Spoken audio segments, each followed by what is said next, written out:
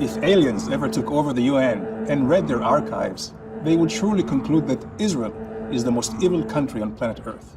North Korea and Pakistan would be seen as good vacation spots. Am I exaggerating? Let's take a look at some facts about the UN.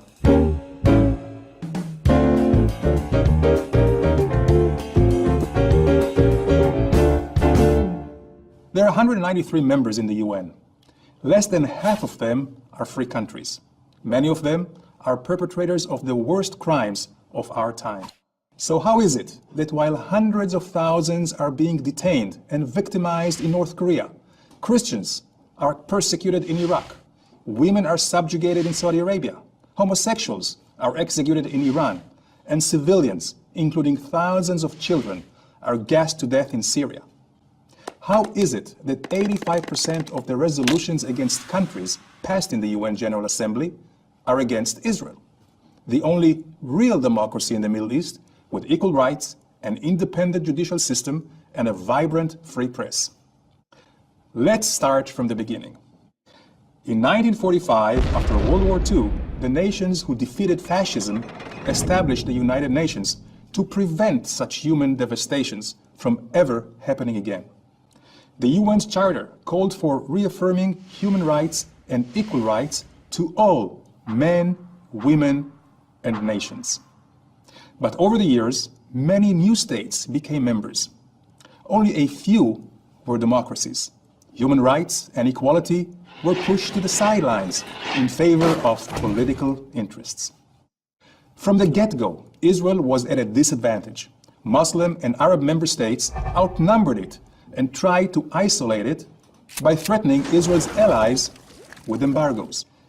And if that weren't enough, Arab, Muslim, and Third World non-aligned countries united into a powerful voting bloc with an automatic majority.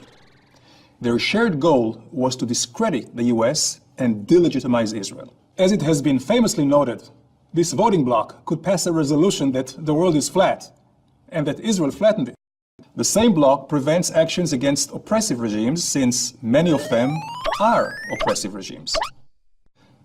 Now, after understanding how the UN is structured, it shouldn't surprise you that Iran, the oppressive regime developing nuclear weapons in breach of international agreements, was appointed a member of the United Nations Nuclear Disarmament Committee. This is a country that has threatened to destroy a fellow UN member, Israel. If that isn't enough irony for you, wait. This theater of the absurd reached a climax in the UN Commission on Human Rights, which was run for decades by an overwhelming majority of non-democratic, abuse-ridden countries. In 2003, it was even chaired by Libya under Gaddafi. That's right, this righteous individual was telling us how to make the world a better place. This commission repeatedly condemned Israel, but refused to condemn systematic torture and abuse in over 80 countries, including Sudan, for the massacre of 300,000 citizens in Darfur. At this point, even the UN Secretary General realized something was fundamentally wrong.